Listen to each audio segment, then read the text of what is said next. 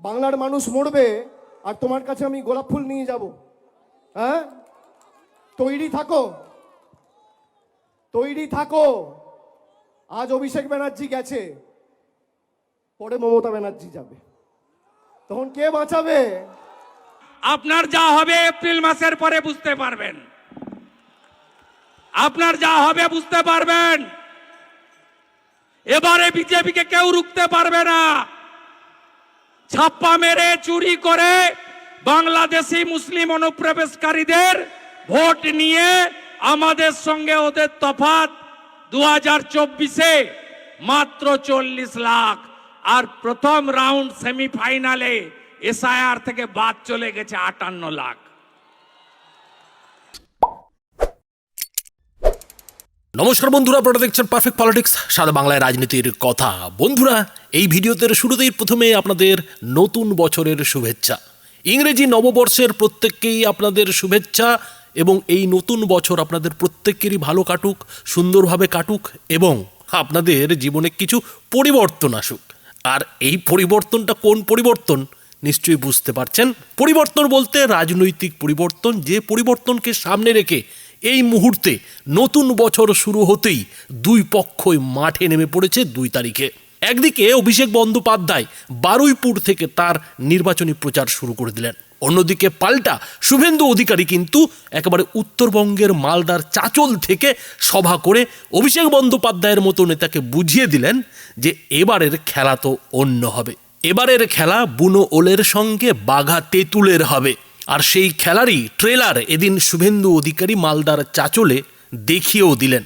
একদিকে যখন অভিষেক বন্দ্যোপাধ্যায় তৃণমূলের সবথেকে শক্ত ঘাঁটি বলে পরিচিত দক্ষিণ 24 পরগনা জেলার বারুইপুরকে তার প্রথম জনসভা করার জন্য বেছে নিলেন, উল্টো দিকে কিন্তু শুভেন্দু অধিকারী উল্টোভাবে খেলা শুরু করলেন। সেই জায়গায় তিনি জনসভা করলেন যেখানে তৃণমূল তার শক্ত ঘাঁটি তৈরি করে বসে আছে, অর্থাৎ মালদায় কিন্তু এই মুহূর্তে কংগ্রেস নয়, সিপিএম নয়, প্রায় মুখোমুখি লড়াই চলছে বিজেপি আর তৃণমূলের। আর সেই জায়গারই একটা হেরে যাওয়া সিট, একটা হেরে যাওয়া আসনকেই কিন্তু এদিন শুভেন্দু অধিকারী বেছে নিলেন এবং বেছে নিতে গিয়ে তাকে যথারীতি আদালতের দ্বারস্থ হতে হলো। আদালতের কাছ থেকে অনুমতি নিয়েই কিন্তু জনসভা করতে হলো।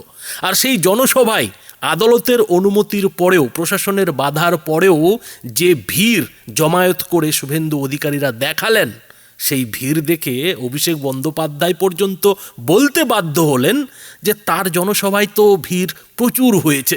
তিনি রাস্তায় আস্তে আস্তে অনেক ভিড় দেখেছেন।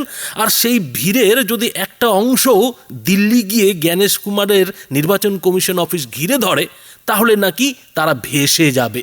কিন্তু এই কথা বলতে গিয়ে অভিষেক বন্দ্যোপাধ্যায় এদিন আরও একটা কথা স্বীকার করে নিলেন।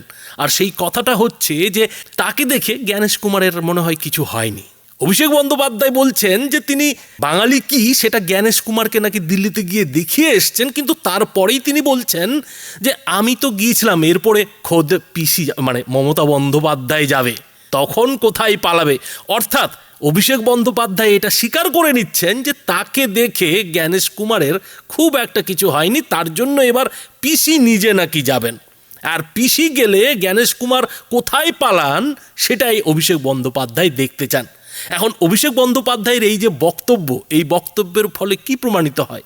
যে অভিষেক বন্দ্যোপাধ্যায় জ্ঞানেশ কুমারকে হিলিয়ে দিয়ে এসছেন, নাড়িয়ে দিয়ে এসছেন, আর তারপরে আবার মমতা বন্দ্যোপাধ্যায় গিয়ে তাকে হেলাবেন? সেটা কি কখনো হয়?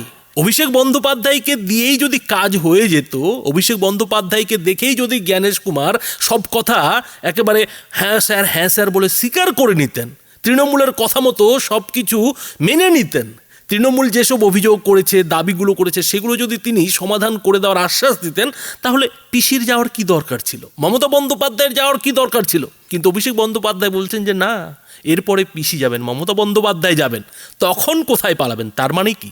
তার মানেই অভিষেক বন্দ্যোপাধ্যায়কে দিয়ে কাজ হয়নি। আর সেটাই কিনা এদিন বারুইপুরের জনসভায় অভিষেক বন্দ্যোপাধ্যায় বুক ঠুকে বলছেন যে দেখুন আমি গিয়ে তো কাজ হয়নি, এবার পিসি যাবে, পিসি গেলে ভয়ে পালাবে। মানে অভিষেক বন্দ্যোপাধ্যায় নিজের যে পরাজয়, নিজের যে সেদিন পালিয়ে আসা, সেটাকে কিভাবে ঘুরিয়ে মানুষকে খাওয়াচ্ছেন সেটাই বন্ধুরা কোথাও যেন এদিন পরিষ্কার হয়ে যাচ্ছে।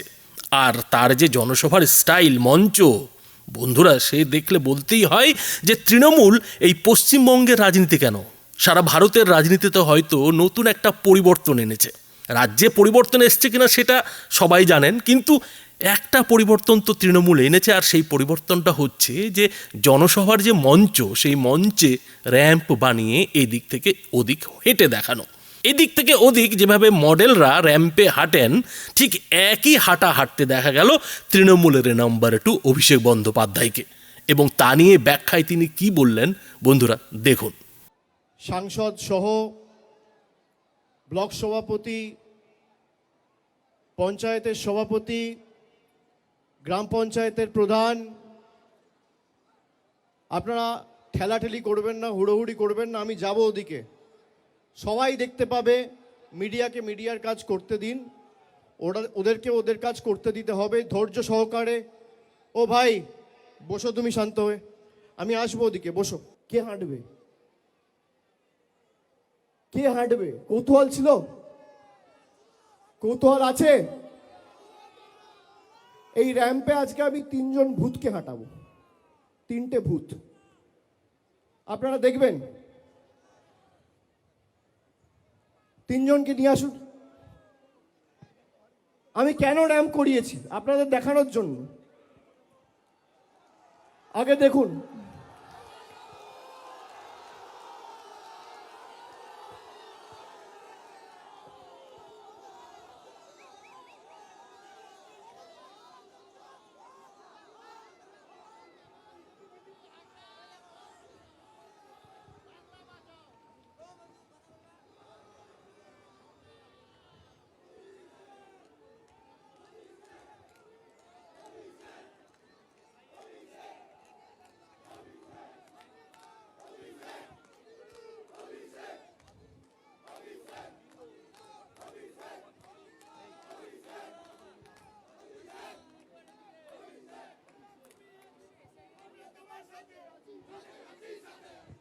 আসুন দিদি আসুন।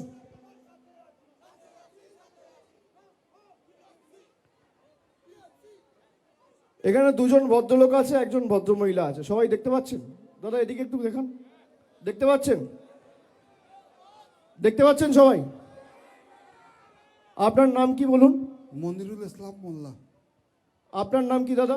হরে কৃষ্ণ গিরি। আপনার নাম কি বৌদি? মিসেস মায়া দাস। আপনারা দেখতে পাচ্ছেন? এদিকে যারা আছে, এদিকে যারা আছে, এদিকে যারা আছে, সংবাদ মাধ্যমের বন্ধুরা সবাই দেখতে পাচ্ছেন?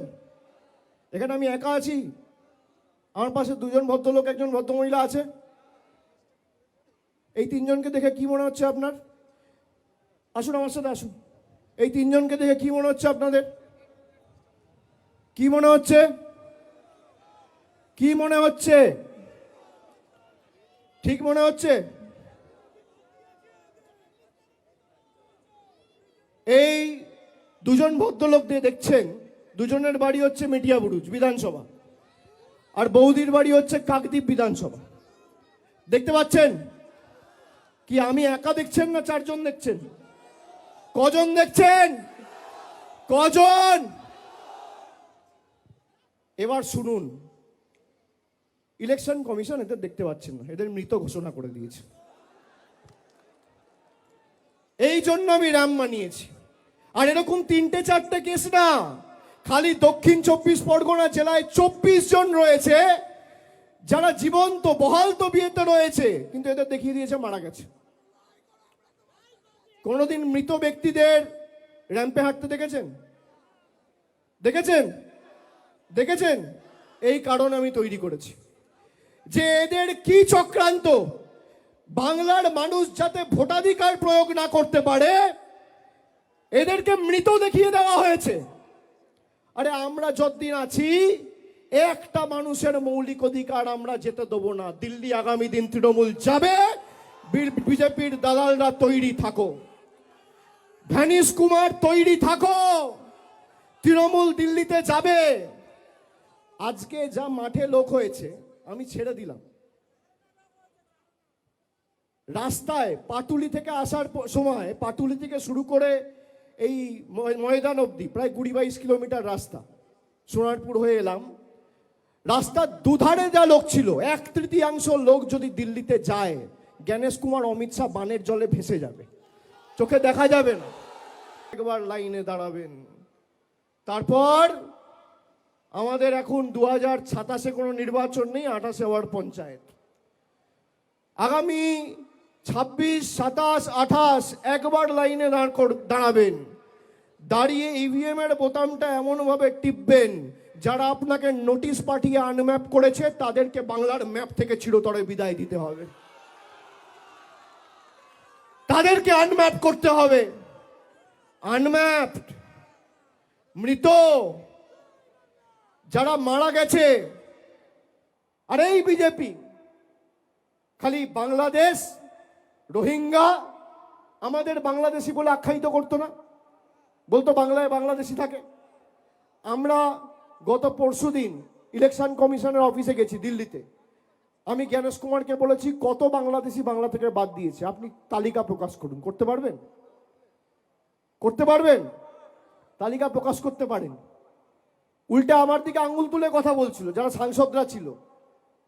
আরে আপনি মনোনীত, আমরা নির্বাচিত, আমাদের মানুষ ভোট দিয়ে পাঠিয়েছে, আপনাকে আপনার প্রভুরা চিঠিতে সই করে নোটিফিকেশন ইস্যু করে পাঠিয়েছে। দুটোর মধ্যে পার্থক্য রয়েছে। আপনি কার উপর আঙ্গুল তুলে কথা বলছেন? ওরা ভেবেছে তৃণমূলের লোকেরা আসবে, একটু জোর জবরদস্তি চোখ দেখিয়ে কথা বললেই এরা ব্যাক ফুটে চলে যাবে। বাঙালি কি বুঝিয়ে দিয়ে এসছে। তোমার রাজনৈতিক বাবাকে গিয়ে বলবে বাংলার মানুষ মরবে আর তোমার কাছে আমি গোলাপ ফুল নিয়ে যাব? হ্যাঁ, তৈরি থাকো, তৈরি থাকো। আজ অভিষেক ব্যানার্জি গেছে, পরে মমতা ব্যানার্জি যাবে, তখন কে বাঁচাবে? পালানোর পথ খুঁজে পাবে না, পালানোর পথ খুঁজে পাবে না। বাংলার বাংলাদেশি থাকে, বাংলায় বাংলাদেশি থাকে। তার মানে বন্ধুরা বুঝতে পারছেন, অভিষেক বন্দ্যোপাধ্যায়ের মতো নেতার মনে হচ্ছে যে এক জায়গায় মঞ্চ করে সবার কাছে পৌঁছানো যাচ্ছে না, সবার সামনে যাওয়া যাচ্ছে না। আর সেইটা করতেই তিনি তার যে মঞ্চের স্টাইল, সেই স্টাইলটাই পাল্টে দিলেন। তিনি এবার র্যাম্প করে হাঁটবেন এবং মঞ্চটা খেয়াল করলেই আপনারা বন্ধুরা বুঝতে পারবেন যে পিসির পরেই যে তিনি তৃণমূলের হর্তাধর্তা কর্তা, সেটা কোথাও যেন বুঝিয়ে দিচ্ছেন। কেননা মমতা বন্দ্যোপাধ্যায়ের মতো করেই তিনি তার মঞ্চের দুই পাশে তৃণমূলের নেতাদের জন্য জায়গা করেছেন, কিন্তু মাঝখানটায় ফাঁকা জায়গায় একা নিজের জন্য একটা আসন রেখেছেন। এবং যতক্ষণ তিনি র্যাম্পে হাঁটছেন ততক্ষণ নিচে তো নিরাপত্তারক্ষীরা রয়েইছে, ওপরে ওপরে তার সঙ্গে একজন নিরাপত্তারক্ষী হাঁটছে। মানে দেশের প্রধানমন্ত্রীরও হয়তো এই ধরনের নিরাপত্তার প্রয়োজন হয় না, যেটা অভিষেক বন্দ্যোপাধ্যায়ের নিরাপত্তায় দেখা যাচ্ছে। আর এরপরেও অভিষেক বন্দ্যোপাধ্যায় কি বলছেন? বলছেন যে এই র্যাম্পটা নাকি তিনি এই কারণেই তৈরি করিয়েছেন যে এখানে তিনি 3 জন ভূতকে দেখাবেন। আর সেই 3 জন ভূতকে তৃণমূলের 3 জন সমর্থক, যাদের নাম ভোটার লিস্টে মৃত বলে দেখানো হয়েছে।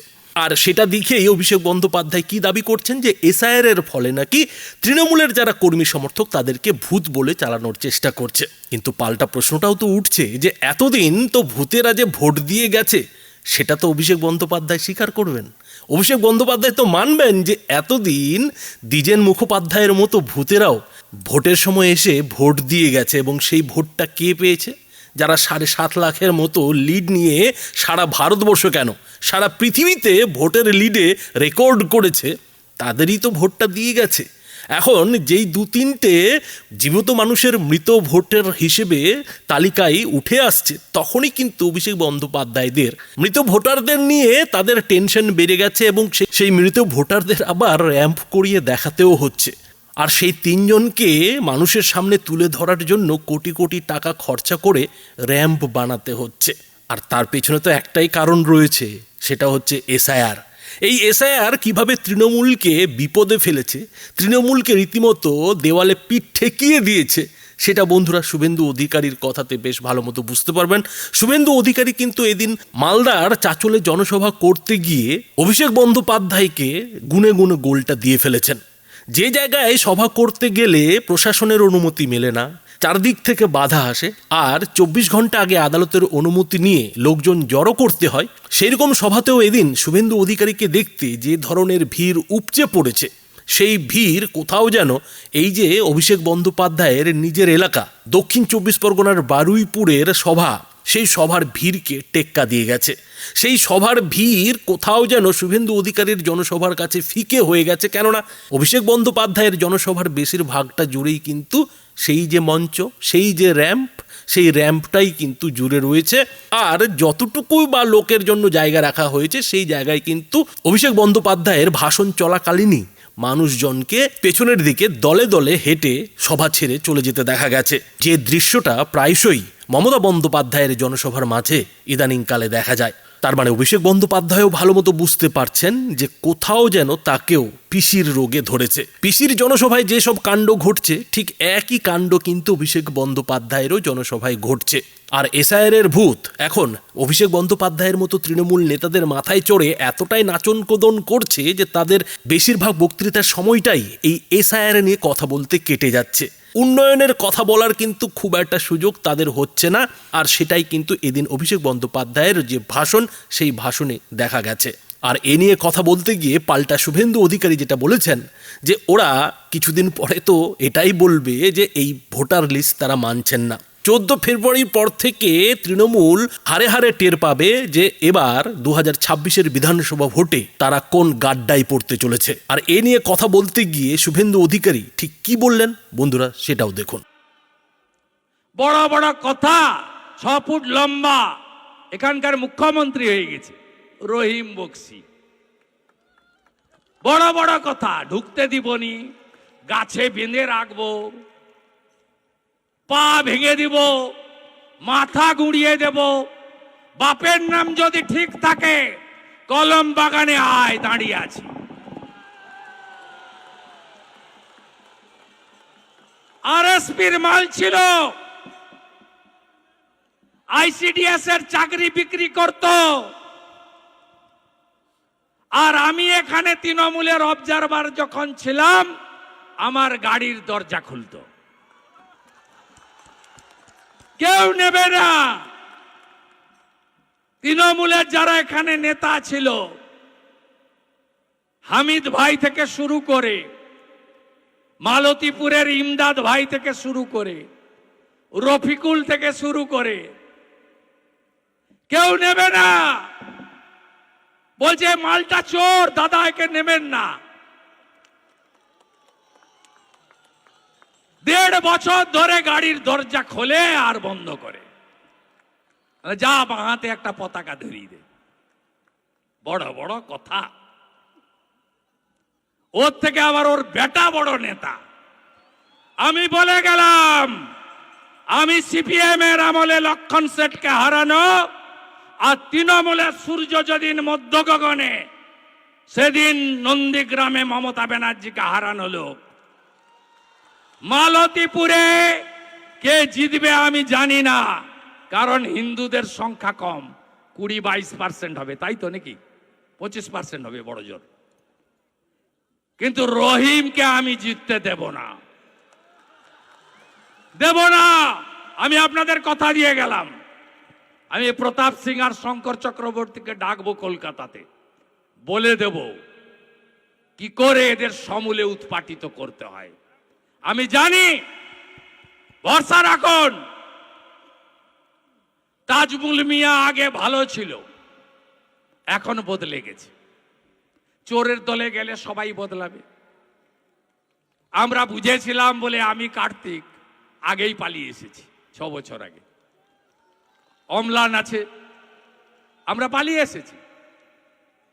খগেনদাও বুঝেছিল মোদিজি ছাড়া এই দুর্বৃত্তদের তাড়ানো যাবে না, লাল পার্টি পারবে না, তাই আমরা সবাই এসে গেছি গেরুয়ার নিচে। এই রাজ্যের মধ্যে 2 জায়গায় হিন্দুদের সবচেয়ে বড় জোট হয়েছে, হিন্দু আদিবাসীদের। একটা উত্তর মালদায় 85% হিন্দু পদ্মফুলে ভোট দিয়েছে। যদি গোটা রাজ্যে উত্তর মালদাকে দেখে সনাতনীরা একটু এগিয়ে আসে না? 200 নয়, 220টা সিটে বিজেপি জিতবে। আরেকটা জায়গায় একজোট হয়েছিল হিন্দুরা 2021-এ নন্দীগ্রামে, 65% এক হয়েছিল প্রথমবার। আমি 2000 ভোটে জিতেছিলাম। 24-এ 72% হিন্দু এক হয়েছে। অভিজিৎ গাঙ্গুলি 8200 লিড পেয়েছে। আর 3 মাস পরের ভোটে ওখানেও উত্তর মালদার মতো 85% হিন্দু পদ্ম ফুলে ভোট দেবে এবং বিজেপি যাকে দাঁড় করাবে তিনি 20,000 ভোটে জিতবেন। আপনারা নিশ্চিন্ত থাকুন। আপনারা জানেন এসআইআর এর বিরোধিতা কেন করছিল? কেন করছিল জানেন? এই যে ভুয়া ভোট দেয়, আপনি জানেন খগেনদাকেই হারিয়ে দিত একটা দুর্নীতিগ্রস্ত পুলিশ অফিসার। বালুরঘাটে গেলে সবাই বলে চরিত্রহীন প্রসূন। তিনি এখন নেতা হয়েছেন, রাজ্য সরকারের পোস্টেও আছেন, 1,10,000 টাকা বেতন পান। আবার চাঁচল হরিশ্চন্দ্রপুরের কোঅর্ডিনেটর হয়েছে। বিচিত্র রাজ্য, এই রকম রাজ্য কোথাও পাবেন না। তো উত্তর মালদায় কোনো নেতা নাই,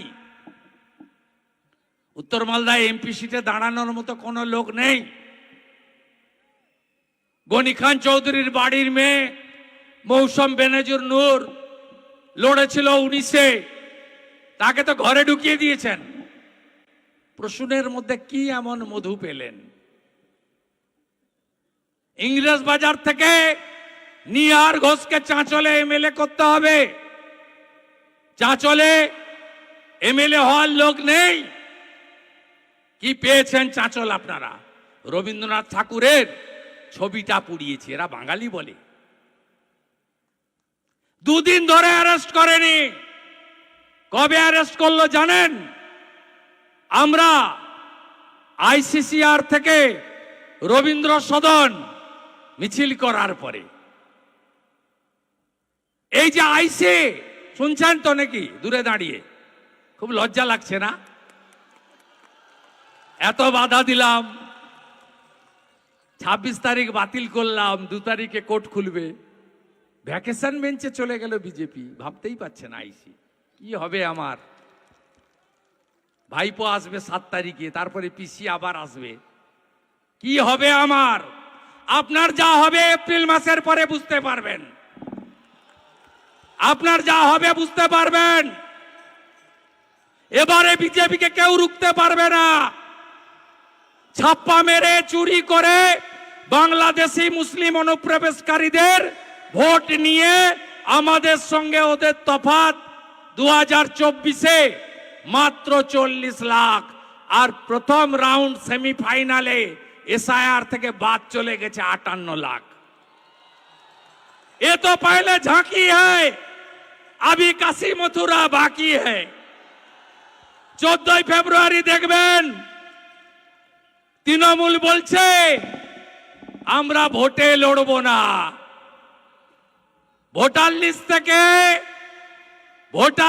থেকে আরো অবৈধ ভোটার, ভুয়া ভোটার আর লাভলি খাতুন নাকি খাতুন, এদের মতো বাংলাদেশি মুসলিম অনুপ্রবেশকারী রোহিঙ্গা মুক্ত ভোটার লিস্ট হবে। বাবা থাকে বরিশালে, ছেলে আছে চাঁচলে, নাম তার মফিজুল। সে আরেকটা বাবা পাতিয়ে ফেলেছে, সে আরেকটা বাবা ধরে ফেলেছে। কালিয়াগঞ্জ হেমতাবাদের ভোটার লিস্ট খুঁজে আরেকটা বাবা ধরে ফেলেছে সিরাজুল। কারণ নাম থাকবে না বন্ধু, থাকবে না। এসআইআরে কি হতে যাচ্ছে তার ট্রেলারটা দেখেছেন তো? দিল্লিতে বেরিয়ে এসে তৃণমূলের সেকেন্ড ইন কমান্ড বলছে এই ভোটার লিস্ট মানি না। এখন থেকে বলছে 14 ফেব্রুয়ারির পরে 15 তারিখ এই কথা ওরা সবাই বলবে। একদম নিশ্চিন্ত থাকুন।